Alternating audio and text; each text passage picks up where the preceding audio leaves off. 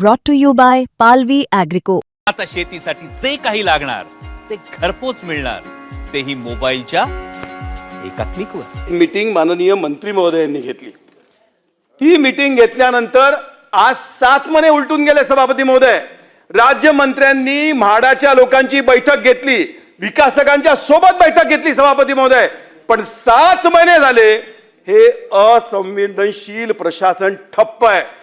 आदरणीय देवेंद्रजी फडणवीस मराठी माणसाला मराठीच ठिकाणी जागा द्यायचा विचार करताय. मग माननीय मंत्री महोदयांना माझा प्रश्न आहे की असे कोण धारीतले शुक्राचार्य आहे, कोण अधिकारी आहेत की जे अधिकारी अशा प्रकारचा व्यवहार करताय. सभापती महोदय, या विकासकांना टर्मिनेट करून, कारण ऑलरेडीच त्या लोकांनी त्यांना टर्मिनेट केलाय. सभापती महोदय, त्यांना तीच जागा किती तारखेपर्यंत मिळतील तोपर्यंत त्यांची परमिशन्स थांबवता येईल का?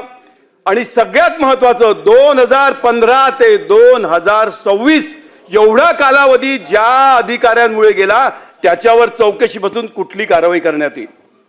माननीय अध्यक्ष महोदय, सन्मान्य सदस्य यांनी जो प्रश्न उपस्थित केलेला आहे त्या संदर्भामध्ये समतानगर प्रकल्पातल्या सर्व जे काय भाडेकऱ्यांना भाडं देय होतं त्या भाडं मार्च 2026 पर्यंतचं भाडं सन्मान्य सभापती महोदय या ठिकाणी अदा करण्यात आलेलं आहे.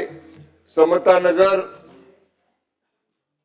वसाहतीतील मध्यम उत्पन्न गटाच्या एकूण 35 इमारतींपैकी 22 इमारतींच्या गृहनिर्माण संस्थांतील 12 इमारतींच्या संस्थांनी 5/2 रोजी विशेष सभेमध्ये नवीन विकास सभेमध्ये विकासक SD कॉर्पोरेशन प्रायव्हेट लिमिटेड यांची विकासक म्हणून नियुक्ती रद्द करण्यात येत असल्याबाबतचा ठराव या ठिकाणी सन्मान्य अध्यक्ष महोदय पारित केलेला आहे. आणि या सन्मान्य अध्यक्ष महोदय यांनी जरी तो ठराव पारित केला असला तरी माननीय राज्यमंत्री महोदयांनी जेव्हा बैठक घेतली त्या बैठकीनंतर सन्मान्य राज्यमंत्री महोदयांच्या निर्देशानुसार भाडं MIG टेनंटचं मार्च 2026 पर्यंत सन्मान्य अध्यक्ष महाराज पूर्ण देण्यात आलेला आहे. आणि सन्मान्य अध्यक्ष महोदय, सभापती महोदय, जी माहिती सन्मान्य महोदय अध्यक्ष महोदय विभागाकडे आहे ती मी आपल्याला सांगतोय. त्यांच्याकडे काय अधिक माहिती असते ती द्यावी, त्यांनी आम्ही तपासून घेऊ. आणि सदर विकासकांनी एप्रिल 2026 पासून या प्रकल्पाचं काम पुन्हा सुरू करण्यासंदर्भातलं लेखी कमिटमेंट, लेखी अश्युरन्स विभागाला दिलेला आहे.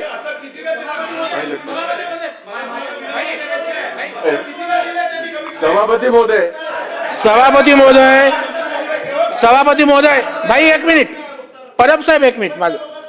सभापती महोदय, या ठिकाणी अत्यंत महत्वाचा माझ्या इथला मागाठाण्यातला समतानगरचा विषय आहे. आता समतानगर आणि कांदिवली पूर्वचा हो तेवढाच आहे ना, मी तिथलाच ऍक्च्युली बोलतो. हो, त्याची चौकशी अजून नाही झाली. सभापती महोदय, मीच मागणी केली होती परब साहेब.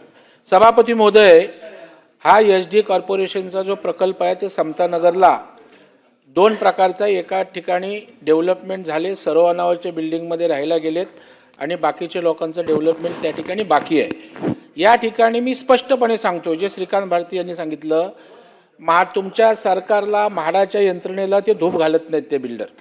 आता SD कॉर्पोरेशन पण नाही आहे, त्यांनी शापूरजी पालनजी बरोबर त्या ठिकाणी त्यांना तो प्रकल्प दिलाय, जॉईंट व्हेंचर केलेला आहे.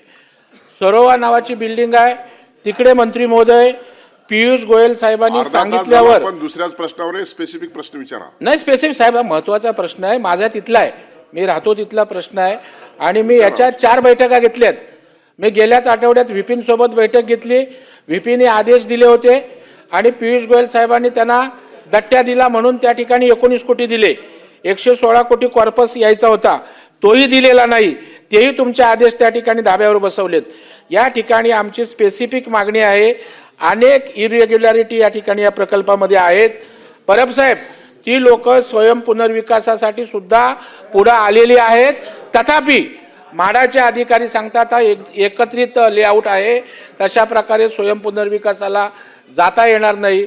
म्हणजे तू पोट पण भरू नको आणि भीक पण मागू नको, कुठली पद्धत आहे सभापती महोदय? त्याच्यामुळे एका विकासकाला पाठीशी घालण्यासाठी सगळी यंत्रणा कामी लागली आणि म्हणून माझी विनंती आहे की त्या ठिकाणी तात्काळ या ठिकाणी विकासकावर कारवाई व्हावी, ॲग्रीमेंट रद्द त्या ठिकाणी झालेलं आहे त्याची अंमलबजावणी व्हावी आणि उर्वरित लोकांना किती निश्चित कालावधीमध्ये घरं देण्याबाबतीत आपली त्या ठिकाणी योजना आहे किंवा काय करणार आहात? मंत्री महोदय, सन्माननीय सभापती महोदय, मी आपल्याला सांगितलं त्याप्रमाणे 1 एप्रिल 2026 पासूनचा बार चार्ट आणि प्लॅन हा म्हाडाकडे त्या विकासकांनी सादर केलेला आहे. त्याप्रमाणे पहिल्या ऐका ना, आता 1 एप्रिल 2026 सुरू होत आहे आता पुढच्या महिन्यात. आता त्याप्रमाणे जर दर पिरियॉडिकल 3 महिन्यांनी या प्रकल्पाचा रिव्ह्यू घेतला जाईल. जो बार चार्ट दिलाय त्या बार चार्ट प्रमाणे जर कामाची गती नसेल तर निश्चितपणाने या विकासकावर सुद्धा कारवाई केली जाईल. सचिन आहे परब. सभापती महोदय, अनिल परब बोला. सभापती महोदय, एवढा महत्वाचा काय चाललंय? गिरीश महाजन, गिरीश महाजनना पहिली समज द्या. डायरेक्ट लग्नावरून आलेत आणि इथे सभापती महोदय, श्रीकांत भारती यांनी अतिशय महत्वाच्या प्रश्नाला आज इथे वाचा फोडलेली आहे. माननीय पंतप्रधानांनी काय सांगितलंय की 2023 पर्यंत प्रत्येकाला घर मिळालं पाहिजे. मुख्यमंत्री काय म्हणतायत की प्रत्येकाला घर मिळालं पाहिजे. अरे ज्यांचं स्वतःचं घर आहे ते घरात ना बाहेर आहेत त्याला घर मिळत नाहीये, बाहेरच्याला तर काय मिळणार आहे? आणि हा जो प्रकल्प आहे हा प्रकल्प आम्हाला चांगला माहिती आहे आणि या प्रकल्पाचं म्हणजे सगळ्यांना टेकन फॉर ग्रांटेड घेतलेलं आहे. कोणाला कोण विचारतच नाहीये. जा, तुम्हाला जिथे जायचंय तिकडे जा, आम्ही काय करू ते खरं. आता इथे मंत्री महोदय सांगतायत की प्रकल्प रद्द करण्याचा ठराव म्हणजे विकासक रद्द करण्याचा ठराव मान्य झालेला आहे आणि आता सांगतायत की भाडं देणार आहे. हे भाडं देणार कोण? म्हाडा देणार आहे भाडं? तुम्ही सांगा, म्हाडा देणार आहे भाडं? त्या लोकांना जे तुम्ही सांगताय की 8 लोकांचा फक्त भाड्याचा प्रश्न आहे, या लोकांना 6-6 महिने भाडं मिळत नाही. हे गरीब लोक आहेत, मध्यमवर्गीय लोक आहेत, हे भाड्याने दुसरीकडे राहतात.